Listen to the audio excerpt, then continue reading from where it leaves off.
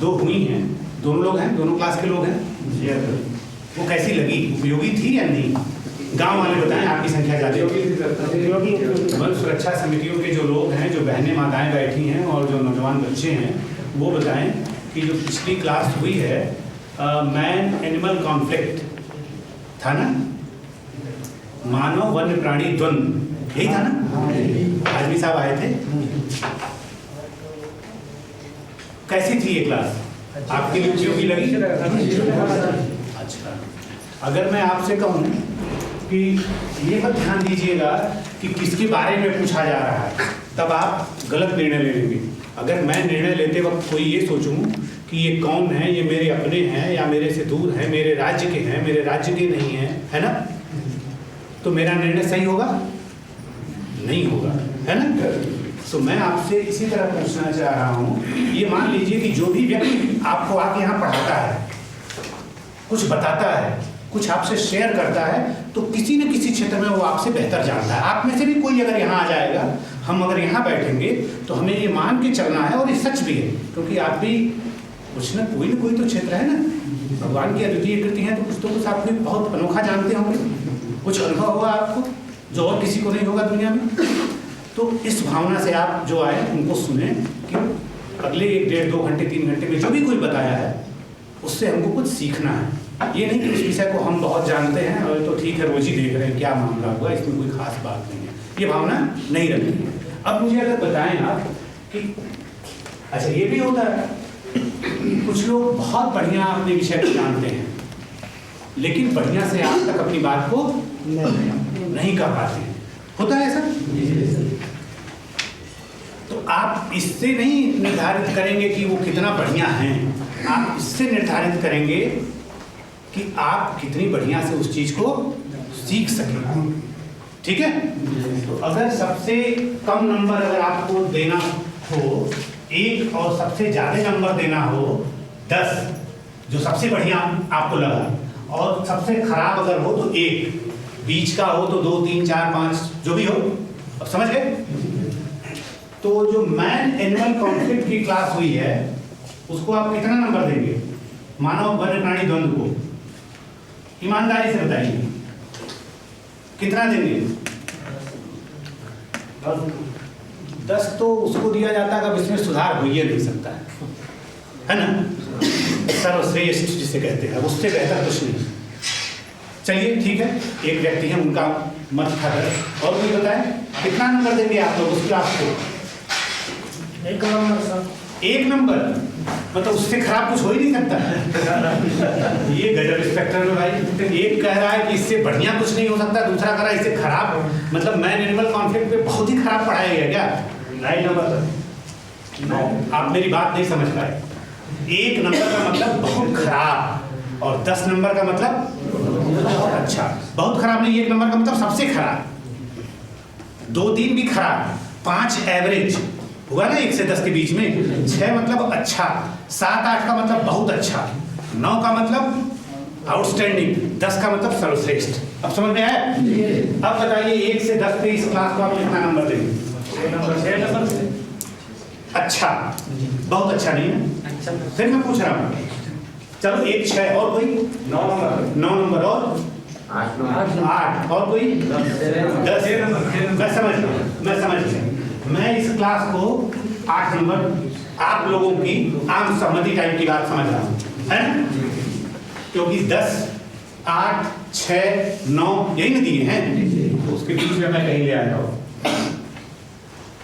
बहुत कम समय में अगर इस तरह ओपिनियन लेना हो तो ऐसे ही लिया जा सकता है ना?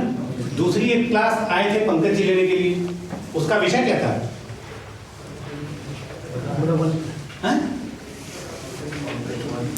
पंकज श्रीवास्तव जी आए थे ना? जब आपके यहाँ काजी साहब क्लास ले रहे थे तो दूसरी क्लास, यहाँ दूसरी क्लास समाज के विभिन्न समस्याओं का तो था। हाँ ठीक है, बहुत बढ़िया बहुत बढ़िया, वो इंटरेक्टिव सेशन था उनका। तो वो सेशन कितना उपयोगी था? बहुत उपयोगी था। कितना नंबर दीजिएगा? तो कम से कम उसको भी 7 से 8 दिया जाए। चलिए आपका ओपिनियन। और कोई जो उस क्लास में बैठे हों? काजमी साहब जिस क्लास में लिए हैं वो लोग नहीं बता पाएंगे क्योंकि वो दूसरे लोगों की क्लास में 5 नंबर। 5 नंबर और 5 नंबर। कितना?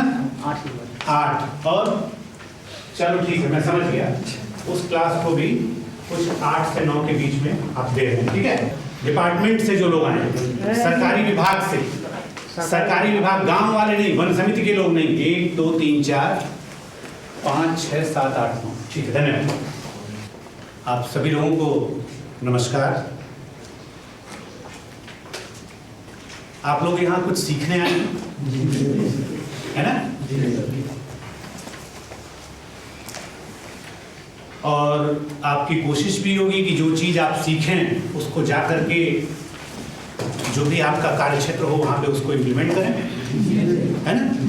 सिर्फ टाइम काटना तो हमारा उद्देश्य नहीं होना चाहिए, क्योंकि आप अपने जीवन के बहुमूल्य समय में से 1 सप्ताह हमको दिए हैं, है ना?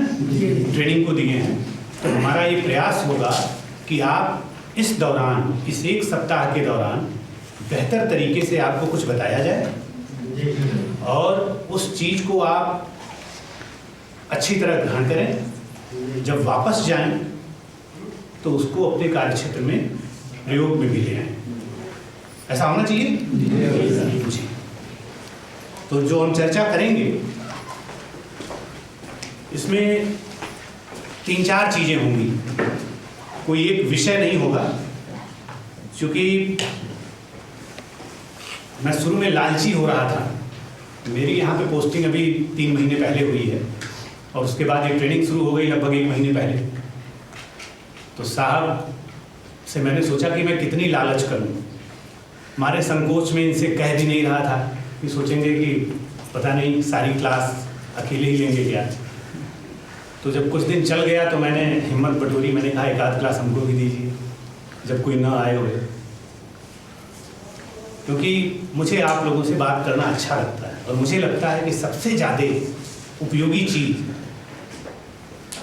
कोई विषय वस्तु के बारे में जानना नहीं है, बल्कि जीवन को समझना है, तब कोई चीज़ जानना है। विवेकानंद ने एक जगह कहा है कि अगर मुझे फिर से नया जन्म मिले और फिर से इस चीज़ों को सीखने का मौका दिया जाए तो मैं पहले किसी विद्यालय में नहीं जाऊंगा, किसी स्कूल में नहीं जाऊंगा। पहले मैं अपने आप को आध्यात्मिक तौर पे तैयार करूंगा इस लायक कि मैं बहुत सारी चीज़ों को सीखने के लायक बन सकूं। फिर मैं चीज़ों को सीखूंगा ताकि मैं सही परिप्रेक्ष्य में चीज़ों को सीख सकूं और समझ सकूं। अभी होता है उल्टा, हम लोग बच्चे को पहले दिन से कुछ ना कुछ रटाना शुरू कर देते हैं ना, उसकी ओरिजिनलिटी खत्म हो जाती है ना। हम सभी लोग रट्टा तोता हो जाते हैं और इंसान वैसा है, बहुत गजब की चीज़ है। आप सबको कभी कभी इस चीज़ का एहसास हुआ होगा, अगर नहीं हुआ है तो थोड़ा सा आज हम कराने का भी प्रयास करेंगे कि आप हैं क्या, है ना, ताकि आप उसका अपने जीवन में उपयोग कर सकें, बार बार उस एक्सरसाइज को कर सकें कि कैसे हम अपने आप को ठीक रखें, ग्राउंडेड रखें और जिन चीज़ों से हम जीवन में हर रोज़ 2-4 होते हैं उसको कैसे सही मामले में एनालाइज करके अपने जीवन के लिए उपयोगी बना सकें और समाज के लिए भी उपयोगी बना सकें। आगे बढ़ने के पहले एक कहानी बताते हैं आपको। एक राजा था, उसको ये पता करना था कि उसके राज्य में सबसे इंटेलिजेंट आदमी कौन है, सबसे बुद्धिमान आदमी कौन है। ऐसा क्यों करना चाहता था? पहले जो राजा जी लोग होते थे वो आज के लोगों की तरह नहीं होते थे, चोर लुटेरे ऐसे नहीं होते थे। वो सहृदय होते थे, अपनी प्रजा का ध्यान रखते थे और ये सोचते थे कि हमसे कोई गलती ना हो जाए, क्योंकि हर काम में पहले आध्यात्म का, धर्म की महानता थी, है ना। हर काम में राजा धर्मनिष्ठ हुआ करता था। अब तो वो चीज़ नहीं रही। तो उनको लगा कि ऐसे व्यक्ति को मैं अपने राज्य का मंत्री बनाऊं, अपना सलाहकार बनाऊं, अपना पुरोहित बनाऊं, जो सबसे ज़्यादा बुद्धिमान हो, होना भी ये चाहिए। तो उन्होंने अपने राज्य में ये सूचना भिजवाई। उस सूचना के माध्यम से ये प्रश्न पूछा जाएगा कि जो आदमी ये बता देगा कि इंसान की 3 खोपड़ी, माने इंसान की 3 खोपड़ी रखी गई है, जो बता देगा कि इसमें से कौन सी खोपड़ी सबसे ज़्यादा बुद्धिमान व्यक्ति की है, उसको राजा अपना मंत्री राजपुरोहित या सलाहकार नियुक्त करेंगे। ठीक है। तो राज के कोने कोने में ढिढोरा पीट दिया गया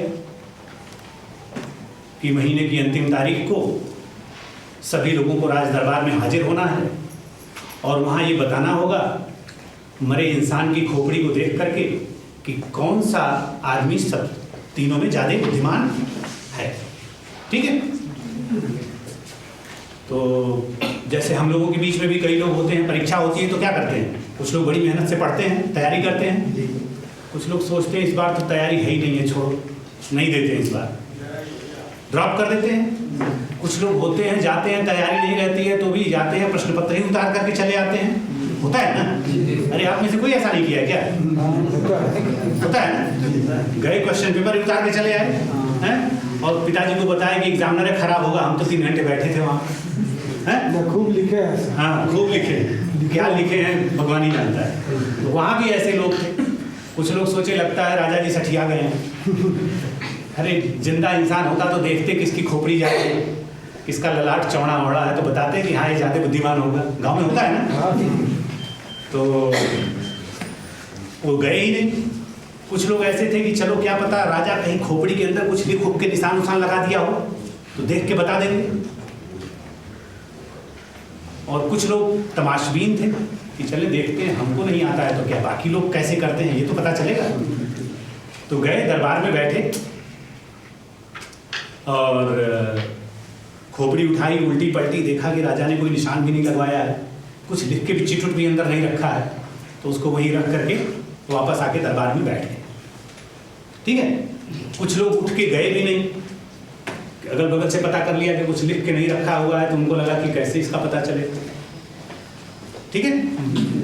अंत में जब पूरे दिन ये किस्सा चलता रहा राज दरबार में तो अंत में बुद्धिमान आदमी जो सबसे ज़्यादा था पूरे राज्य में वो आया। उसने क्या किया, एक खोपड़ी उठाई, खोपड़ी में कान का सुराख होता है हड्डी में, उसमें एक सींग डाला, सींग वो दूसरे सुराख से निकल गई तो उसको दरबार में फेंक दी। दूसरी खोपड़ी उठाया, उसके कान के सुराख में सींग डाली, वो बीच में कहीं रुक गई और वहाँ से फिर नीचे होकर के आकर के एक जगह अटक गई, उसको भी फेंक दिया। तीसरी खोपड़ी उठाया, उसमें भी सींग डाली, बीच में मुड़ गई और नीचे से निकल आई। तो बोला राजा ने सबसे बुद्धिमान आदमी की खोपड़ी है। तो राजा कहा ऐसे कैसे, आप समझाइए हमको, पूरे सभी लोग बैठे हुए, दरबार सजा हुआ है, सबको बताइए कि कैसे आपने कह दिया कि सबसे बुद्धिमान आदमी की खोपड़ी है। तो उन्होंने कहा राजा ने जो पहला आदमी था ये अच्छी बुरी कोई भी बात अगर इसको बताई जाती थी ना तो एक कान से सुनता था, दूसरे कान से निकाल देता था, इसके लिए अच्छे बुरे का कोई मतलब ही नहीं था। ये दूसरा जो आदमी था ये अच्छे बुरे का फर्क कर लेता था। अच्छी चीज़ें होती थी तो कहता था हाँ अच्छी है, ताली वाली बजाता था ऐसे हाल में जब बैठता था, लेकिन जब वापस जाता था ना तो बात अटकी रहती थी, उसको जीवन में धारण नहीं करता था, जहाँ सुनता था वहीं छोड़ के चला आता था। ये तीसरी खोपड़ी वाला जो आदमी है राजन, ये बात सुनता था, समझता था कि कौन सी अच्छी और बुरी है, और अगर कोई चीज़ अच्छी लग जाती थी तो उसको अपने जीवन में धारण कर लेता था। तो लोगों को बड़ा पसंद आया ये आर्गुमेंट कि हाँ बात तो सही कह रहा है। तो आगे जो राजा को करना था उन्होंने किया, उन्होंने उसको अपना मंत्री नियुक्त किया। लेकिन इस कहानी को मैंने आपको इसलिए नहीं सुनाया कि ये कहानी सुनानी थी, कोई आप बच्चे तो हैं नहीं कि आपको खाना खाने के बाद सोना है इसलिए कहानी सुना रहे हैं। खाना तो खाएंगे लेकिन सोना नहीं है, सीखना है। तो हम लोग जो भी चीज़ें करेंगे, सुनेंगे, समझेंगे, किस की तरह सुनेंगे, तीसरी खोपड़ी की तरह। यानी जीवन में जो चीज़ें अच्छी लगेंगी, जो चीज़ें बेहतर लगेंगी, उनको अपने जीवन में धारण करना चाहिए, उस रास्ते पे चलना चाहिए। वैसे भी कहा गया है कि अच्छे और बुरे व्यक्ति में और कोई फ़र्क नहीं, सिर्फ यही फ़र्क है, अच्छा वो बनता चला जाता है जो हर रोज़ सीखता है नई नई चीज़ें और अपने जीवन में उसको उतारता चला जाता है, और वो आदमी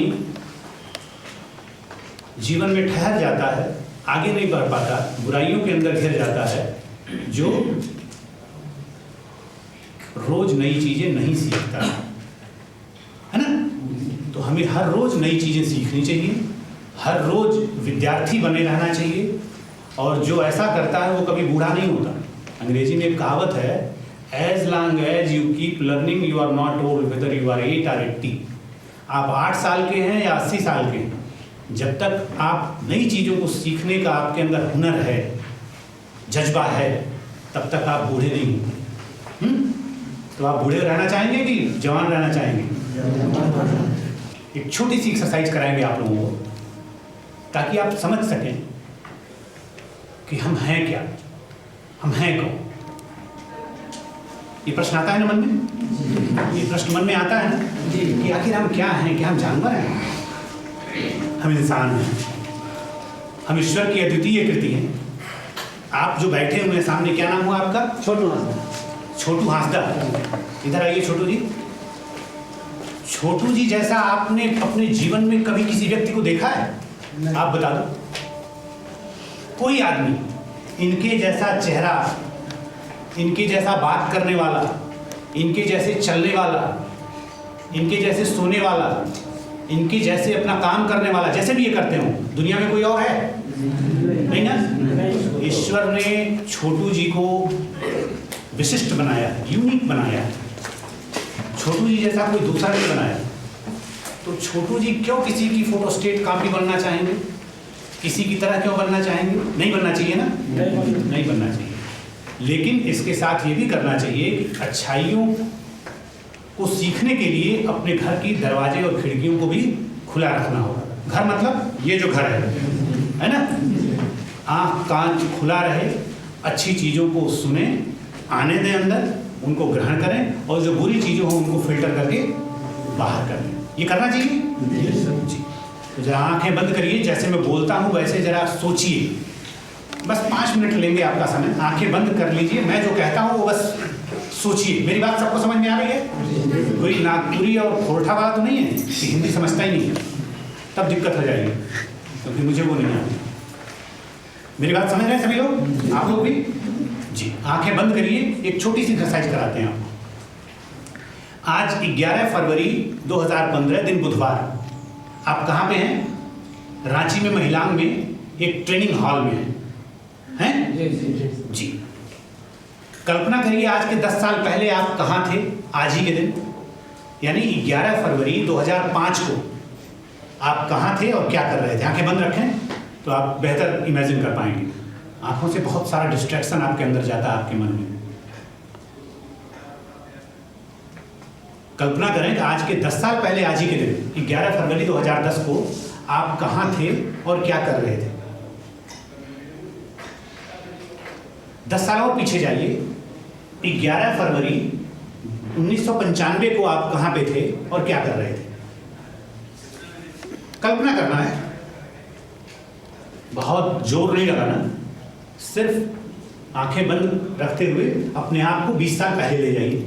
आज के दिन फरवरी की 11वीं तारीख। कल्पना करिए जो भी याद आ रहा हो आपको। 10 साल और पीछे जाइए, 1985 11 फरवरी। 10 साल और पीछे जाइए, 75। हो सकता है आप में से कुछ लोग दुनिया में ही न रहे हों। 10 साल और पीछे जाइए, 65, 55, 45, 35। आप में से शायद कोई रहा ही नहीं होगा। अब कल्पना करिए आप किस रूप में थे अगर इस शरीर में नहीं थे? ठोस, द्रव, गैस थे भी कि नहीं थे? आंखें बंद रखिए।